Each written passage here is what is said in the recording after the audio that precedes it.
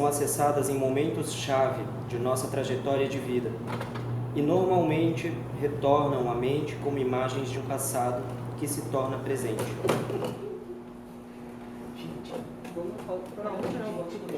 E esse aqui, ó. Esse da onde que é esse aqui? Para, gente, para de palhaçada. Agora na música tudo bem, né? Ali. Sim. É um ensaio também, assim, se errar alguma coisinha, entendeu? Deixa, porque aí. Eu acho que continua.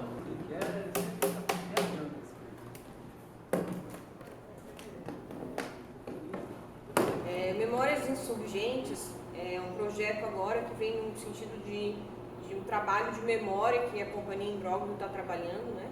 São memórias que inflamam, que elas pedem já uma ação, né?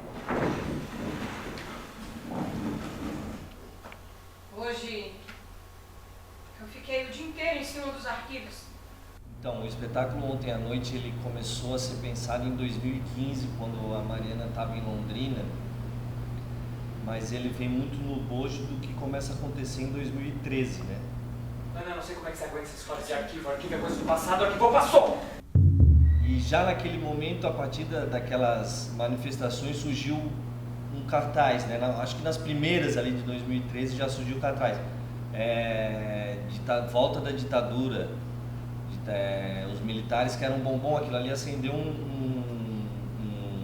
uma coisa na Mariana e em mim, assim, bastante significativa no sentido de que o que está acontecendo, né?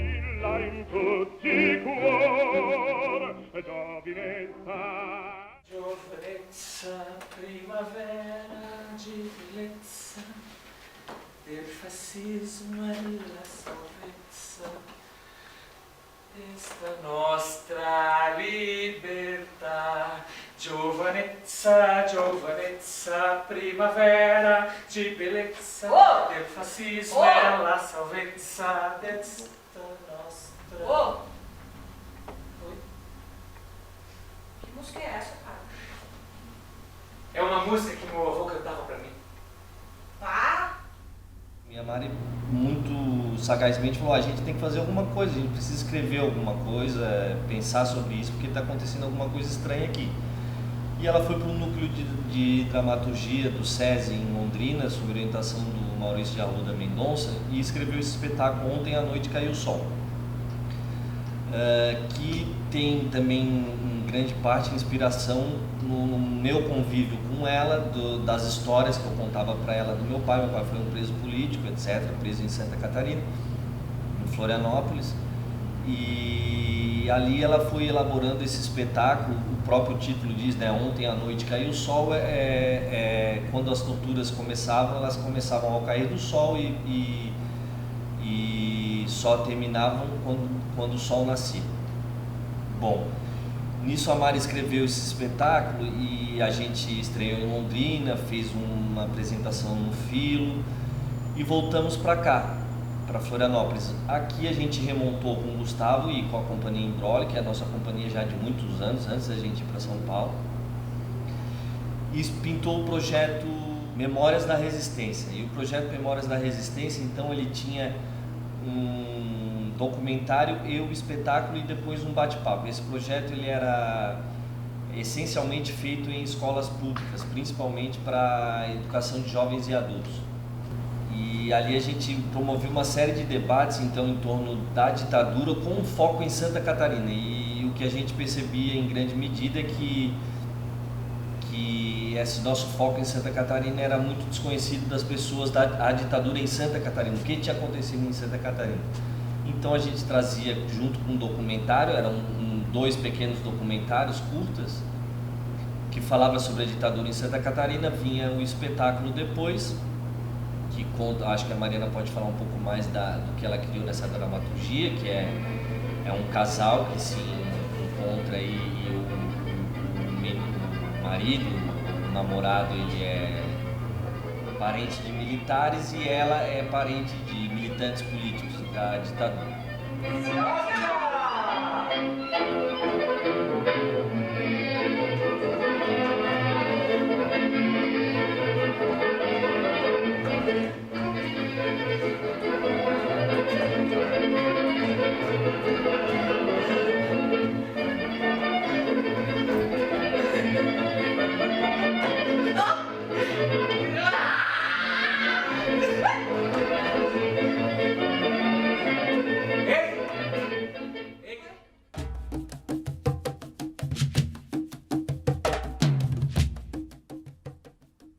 É muito surpreendente que uma peça argentina, de um dramaturgo argentino, escrita na década de 90, seja tão atual no contexto brasileiro da segunda década do século XXI. É muito impressionante isso. A gente consegue reconhecer todos aqueles personagens hoje, aonde a gente está.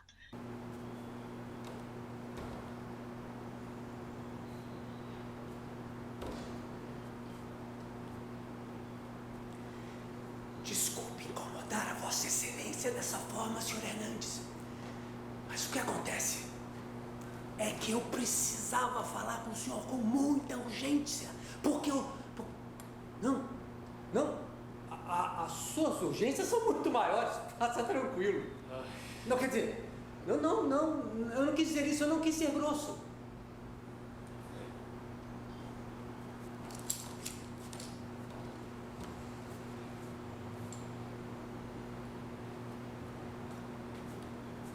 Que coincidência encontrar o senhor aqui, Sr. Hernandes! Sim, eu sei que aqui é o seu banheiro privado. O que acontece é que eu estava passando e pensei, que bom momento para estender a mão a um amigo.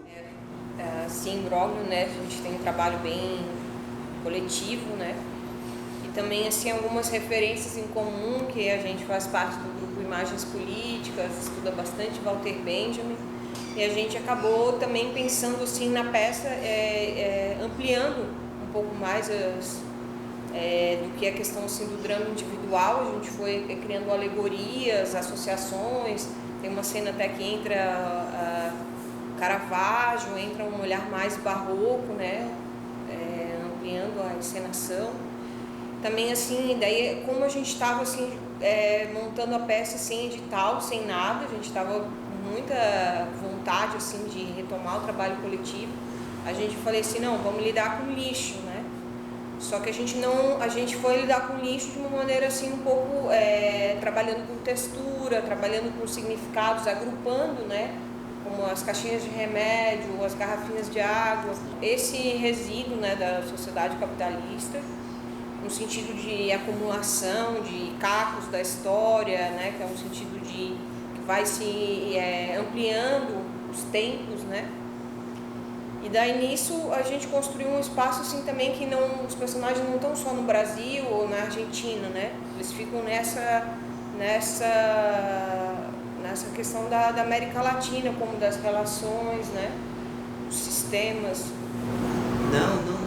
Eu não estou dizendo que a gente tem que viver como um casal. Eu posso ser seu secretário. E ainda por cima você vai se livrar do chato do Gutierrez. Esse cara ainda vai te arrumar uma confusão. E olha que ele já ameaçou de te ferrar. E continua tudo igual, pelo menos a nível político, econômico, enfim, que é o importante, né? Continua tudo igual. E isso também me faz pensar, né, o quanto a tecnologia é essa velha novidade de que fala Brecht, enfim, que está muito na fala de Brecht, de Benjamin, né? É um monte de novidadezinha e nada muda, nada de verdade muda, né? Continuamos no contexto da colonização, continuamos no contexto da corrupção, enfim. Além de tudo, todo mundo sabe que as pessoas na fronteira criam de copo sozinhas, elas são muito mais fortes. O que acontece é que mesmo que o senhor ache surpreendente, neste país as rodovias na fronteira são um desastre. Não, a culpa não é nossa. Uma característica importante deste trabalho, que é o processo coletivo, né? Que já é uma marca do teatro, não qualquer teatro, de teatro de grupo em geral, mas que neste trabalho específico foi a gente traduziu coletivamente essa obra, né? Então, sair do espanhol para o português foi uma coisa que aconteceu com todo mundo participando. O Camilo, né, foi o tradutor que assinou a tradução, na verdade ele sentava com a gente para a gente falar sobre, né? Até a Marília chegou a participar também disso. Então, isso trouxe uma oportunidade para a gente se apropriar do texto de uma maneira muito diferente, porque não é qualquer trabalho de montagem de peça que a gente tem esse trabalho de mesa não usual, O trabalho de mesa é estudar personagem, né? O percurso da peça, etc. Não, é a tradução, que palavra, que expressão que vai, né? E isso também acho que ajuda muito nesse o que começou lá atrás, com vocês dois procurando uma peça que falasse sobre o contexto o nosso brasileiro, uma materialidade assim, mas e extrapolando para a América do Sul, né? Porque de repente a gente estava aqui tentando encontrar num texto argentino algo que nos explicasse a nossa realidade, que, ou seja, a gente está junto, né? A América do Sul vive esse momento, que é uma das questões que eu acho também, que acho muito sedutora nesse texto, que é a maneira que ele trata de falar do público e do privado, dessa mistura, né? A história de um político que é corrupto, mas na verdade a corrupção dele na dramaturgia, no texto, é um detalhe, porque só se trata de questões privadas. Está todo mundo sozinho, né, nesse texto, né? Tô apresentando. E isso acho que fala muito da época que a gente vive, né? Perdão. Eu esqueci que o senhor secretário fica profundamente incomodado quando eu falo da sua esposa, a Elsa. Perdão.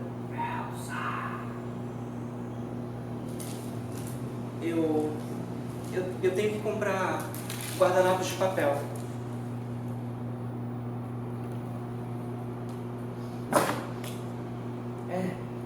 É que acabaram. Não, o que aconteceu é que quando eu fui no mercado já não tinham mais com os desenhos búlgaros e...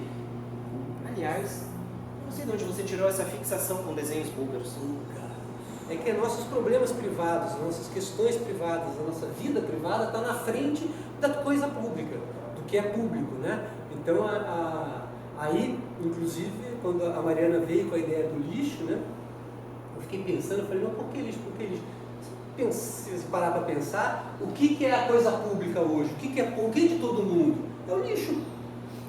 Né? Porque todo o resto você tem que batalhar, lutar, brigar para conseguir, para ter direito, porque a gente não tem, né?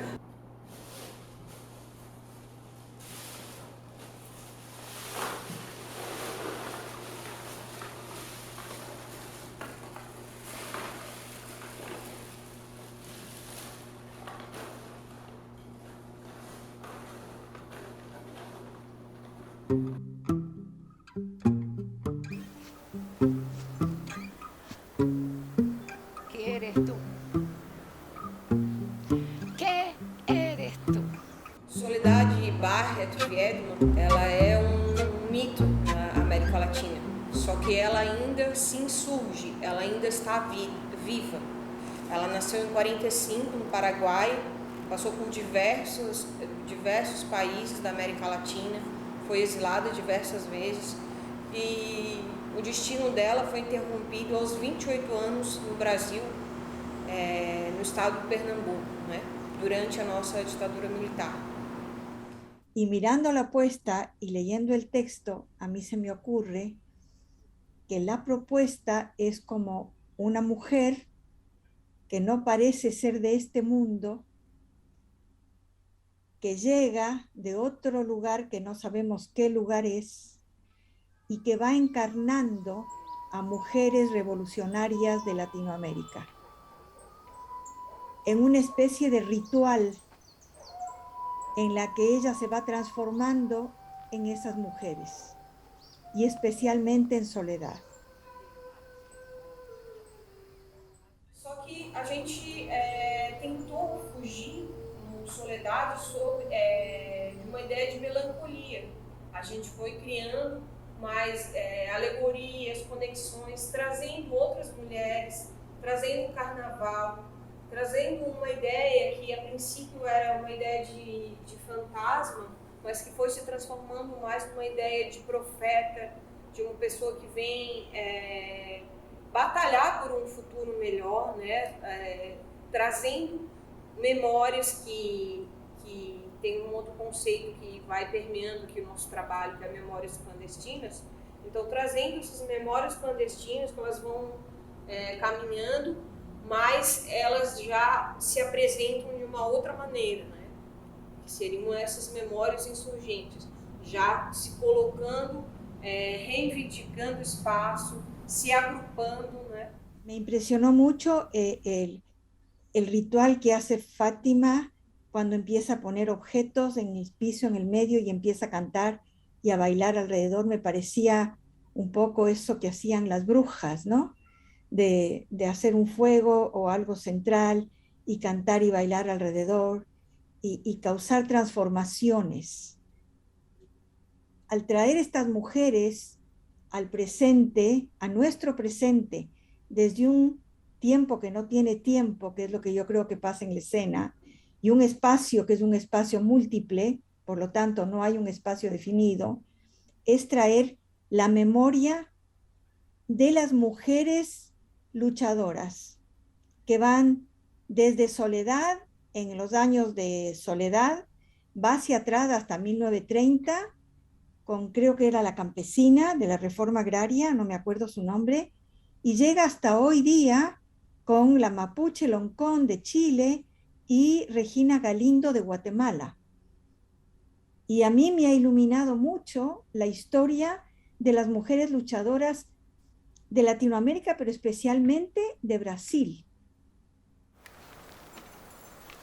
Ahora estou madre, Maurina. Aquela de Ribeirão Preto que cuidava das meninas. Colocaram um documento no seu escritório. Ai, meu Deus, Maurina, Deus. Aprenderam, Maurina.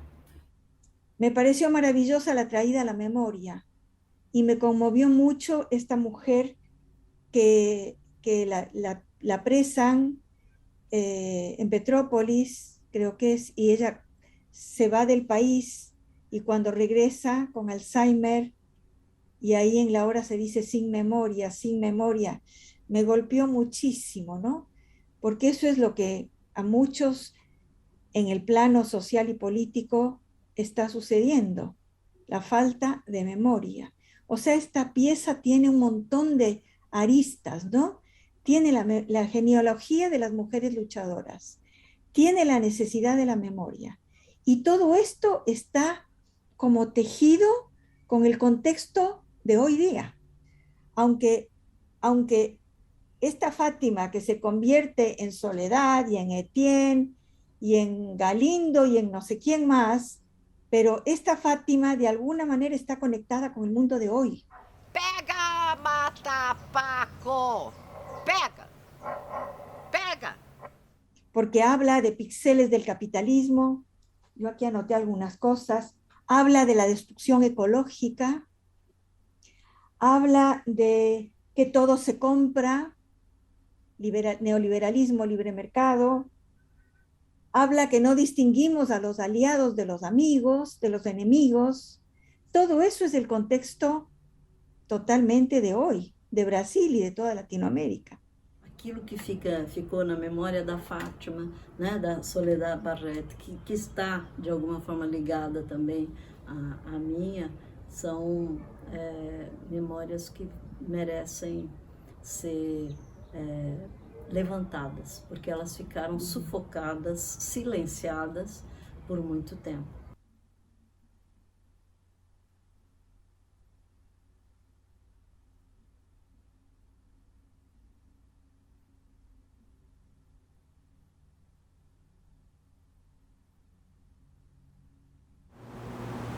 Comecei a repensar na minha trajetória como sujeito e relembrar algumas memórias mofadas que se encontravam estagnadas e soterradas em algum lugar do passado.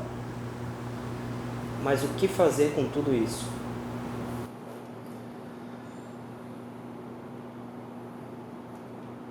Eu morava na cidade gêmea paranaense. A outra irmã era filha de Santa Catarina. Ainda hoje são as gêmeas do Iguaçu, unidas pelo entorno do Rio Iguaçu, que há muito emprestado seu leito para o transporte de mercadorias. Anteriormente badaladas por sua posição geográfica, ficaram notoriamente conhecidas pela guerra fratricida que manchou de sangue a antiga ligação férrea, hoje descontinuada por conta do avanço das rodovias e dos velozes pés de borracha.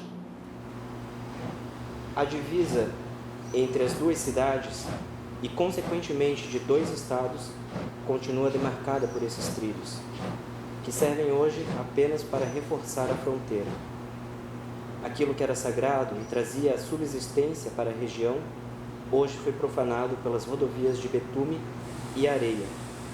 Tornaram-se ruína, ao ocupar e demarcar a zona fronteiriça dos espaços. Os antigos diziam que uma enorme serpente tinha emergido das águas do rio Iguaçu e causado destruição por onde passava. A coincidência é que a serpente só saía quando o rio transbordava.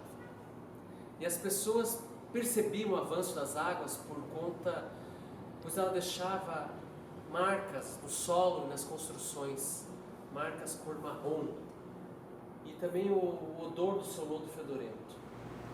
Eram as linhas férreas que representavam o progresso e deixavam as mercadorias circularem livremente, mas ao mesmo tempo era nelas que circulava a serpente vagão, serpente essa que era sinônimo de mau agouro.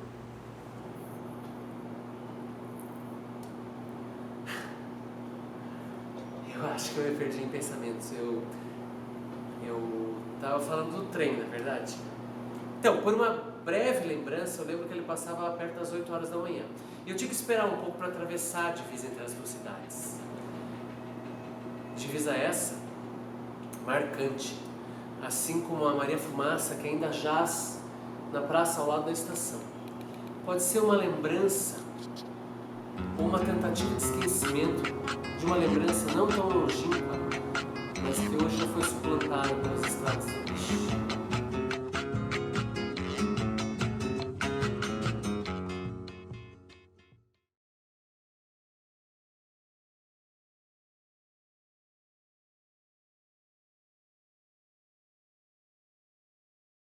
Triste Madrid, el tren Atocha libra Chamartín, el grito de la gente vibra en mí, no lejos del lugar donde viví, España en mi corazón, una sudaca te llora, triste Madrid. Atocha me chamou a atenção, me deixou triste realmente, porque eram pessoas que estavam, né? Não podia ser eu, né? Eu morei ali perto de Atocha e fiquei pensando, né? Que mesmo sendo sudaca, ou seja, discriminada, eu sentia muita dor pelas pessoas que tinham morrido, né? A minha vida, ela cria essas espirais, né? Não posso me esquecer que, exatamente por causa da ditadura, em 1976, quer dizer, 75 eu fui presa, fiquei 36 dias na prisão. Na verdade, eles não acharam grande coisa sobre mim, mas eles precisavam me punir de alguma maneira, porque eu tinha falado em sala de aula que a morte do Herzog, na verdade, não foi suicídio, né? Foi uma decorrência da tortura. E por causa disso, eu me apresentei ao DOPS, justamente porque a minha participação na época, digamos, participação política, era algo bastante, digamos, lá da retaguarda, né? Eu pertencia à ala vermelha, mas eu era chamada de áreas próximas, e o que fazia era algo muito simples, que era criar, digamos,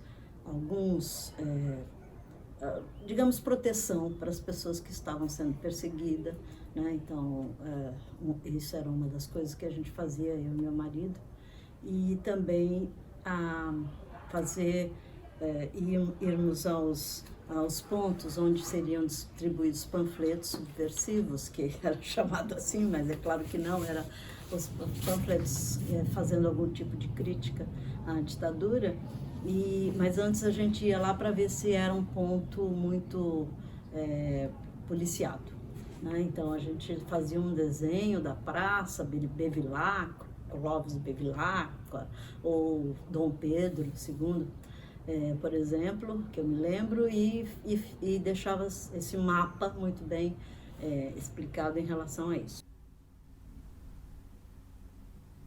Eu acho que as pessoas que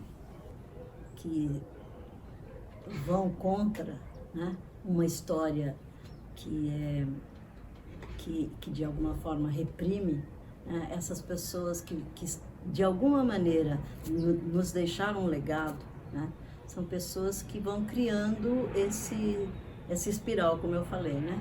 E esse espiral de memória, de passado e presente que você tem que sempre ficar ligando, né?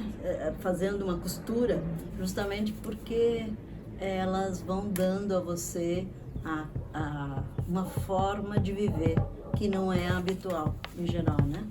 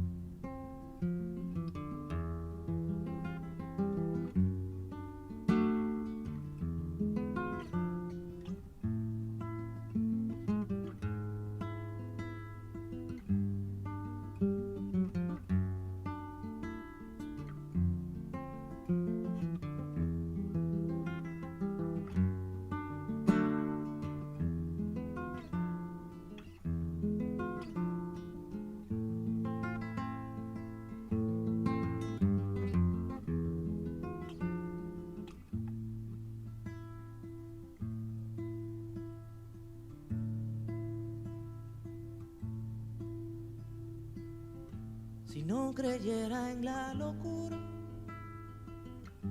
de la garganta del sinsonte, si no creyera que en el monte se esconde el trino y la pavura, si no creyera en la balanza, en la razón del equilibrio, si no creyera en el delirio, si no creyera en la esperanza, si no creyera en lo que agencio, si no creyera en mi camino, si no creyera en mi sonido, si no creyera en mi silencio, qué cosa fuera la masa sin cantera, un amasijo hecho de cuerdas y tendones, un revoltijo de carne con madera, un instrumento sin mejores resplandores que lucecitas montadas para escena. Qué cosa fuera, corazón, qué cosa fuera la masa sin cantera, un testaferro del traidor de los aplausos, un servidor de pasado en copa nueva, un eternizador de dioses del ocaso, júbilo hervido con trapo y lentejuela. Qué cosa fuera, corazón, qué cosa fuera la masa sin cantera, qué cosa fuera, corazón, qué cosa fuera la masa sin cantera.